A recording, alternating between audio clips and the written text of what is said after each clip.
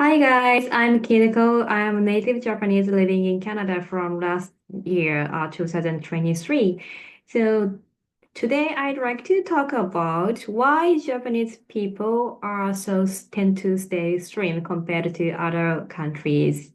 So have you ever wondered why Japan has one of the lowest obesity rates in the world? It's not just genetics. Our lifestyle, eating habits, and even the way we think about food all play a role. Today, I'm going to share the secrets behind why Japanese people tend to stay slim. So let's dive in. The first point is balanced meals. One of the biggest factors is our balanced diet. Traditional Japanese meal, which is called washoku in Japanese, often consists of small portions of various dishes like rice, fish, or meat, vegetables, and miso soup. This variety ensures that we get a little bit of everything: protein, fiber, and essential nutrients without overeating. So actually, I am not living in Canada, but I usually cook 3 days or 4 days per week Japanese dishes, and every day I eat miso soup at least once a day. So we also eat a lot of fermented foods like miso and natto, which are not only tasty but also great for our digestions and the gut health.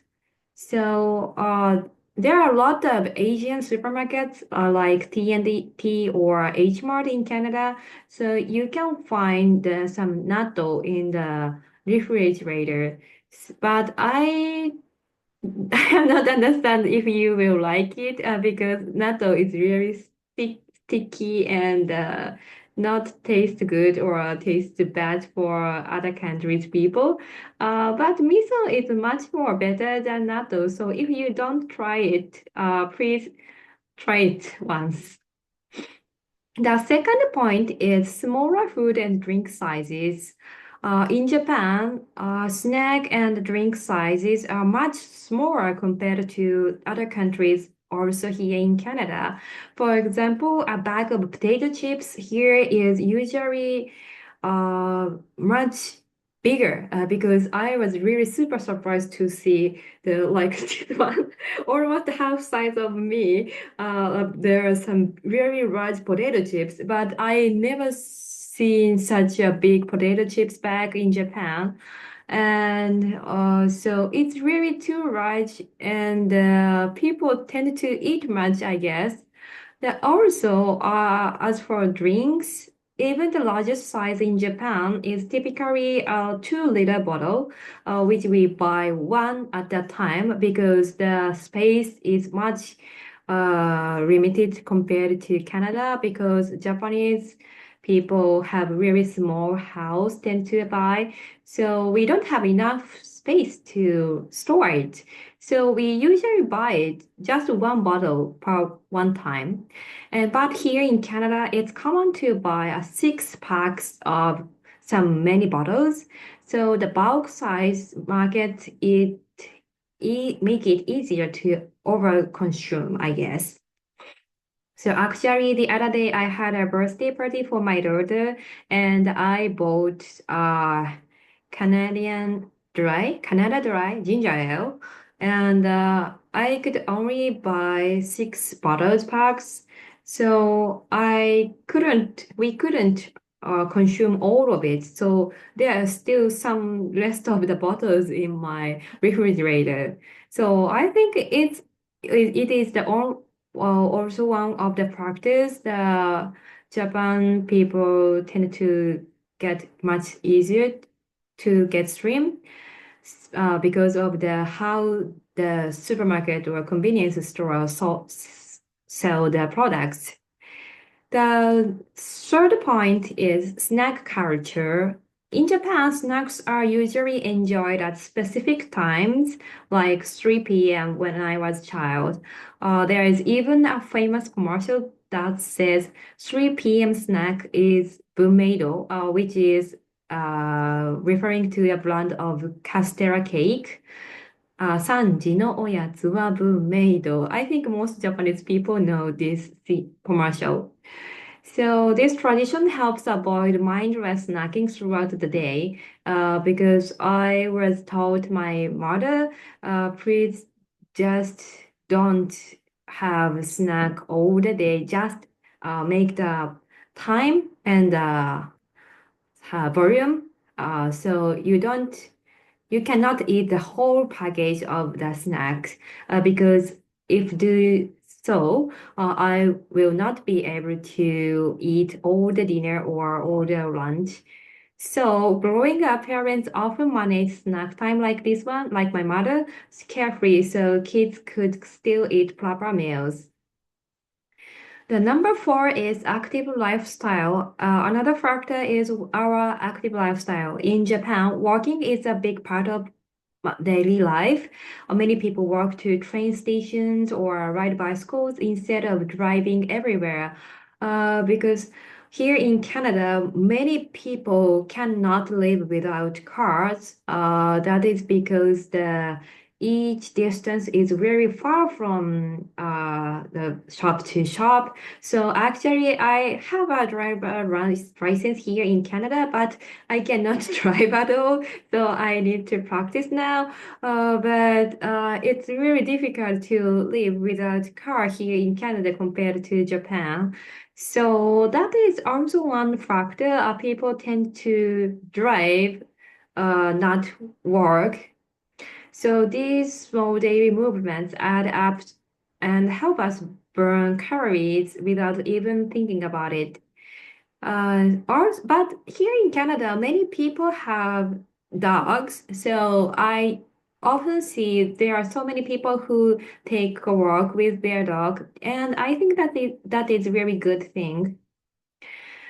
Point number five is school lunches and food education system in Japan. Did you know that Japanese school lunches play a big role in teaching kids healthy eating habits? Actually, my daughter is third grade in elementary school in Canada, and there is, as you know, no some school lunches system, so we have to make bento lunchbox for her every day. But she told me, oh, there is someone who brings some cupcake for his or her lunch. So I was very surprised to hear that because in Japan, it is one of the very point, important aspects of educating how to eat well, eat good food for their own health. So while eating the lunches, my daughter listened to some school radio, like the today's meals is made by bara bara bara, and it contains like potatoes and rice and blah blah blah. Blah. And this today we focus on some vitamin C. Vitamin C is good for blah blah blah. So usually when she to come back home from school, she usually shares some knowledge about nutrition with me. So I thought it's really good for the food education, nutrition education. So I think it's really difficult to start the school lunch system in Canada, but it is very important to teach children how to get good nutrition. So plus, actually these meals are carefully designed to be nutritious and balanced by professionals. And students learn to eat variety of foods, including vegetables, from a young age. So the food education is called shokuiku in Japanese, and teachers often teach them how to the importance of the nutrition of appreciating food. Like uh, we have to eat that every food not left behind, because we have to thank for the people who make these meals, also even the suppliers like the farmers. So this shapes our relationships with food for life. The sixth point our culture is cultural habits, eating slowly and moderately. Last Lastly, we have cultural habits like eating slowly and stopping before we feel completely full, a concept known as hara hachibunme. Have you heard of that?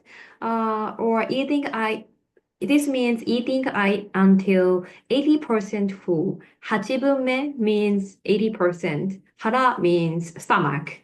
So this not only helps with portion control, but also allows us to enjoy our food more. So those are some of the reasons why Japanese people tend to stay slim, smaller food portions, balanced meals, active lifestyles, and even traditions like school lunches and snack time. But there is something else I want to share. In Japan, there is strong belief that being slim is always better.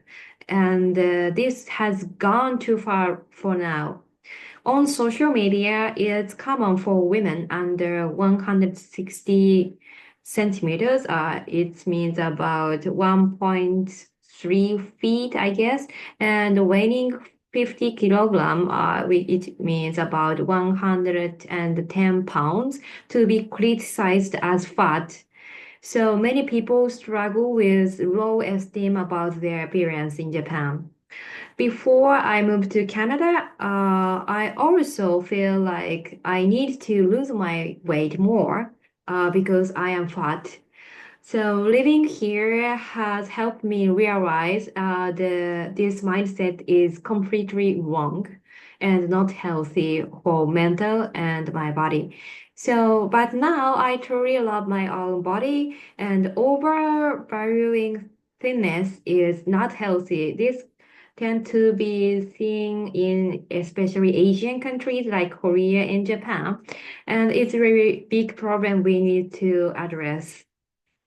So that said, I hope sharing Japanese culture and habits can inspire healthier eating practice around the world. Let's focus on balanced living and self-love rather than unrealistic standards. So what do you think? Would you try some of these habits in your own life? Let me know in the comments below. If you are interested in the Japanese food, I can share some recipe. So please don't forget to like and subscribe for more videos about Japanese culture. So thank you for watching.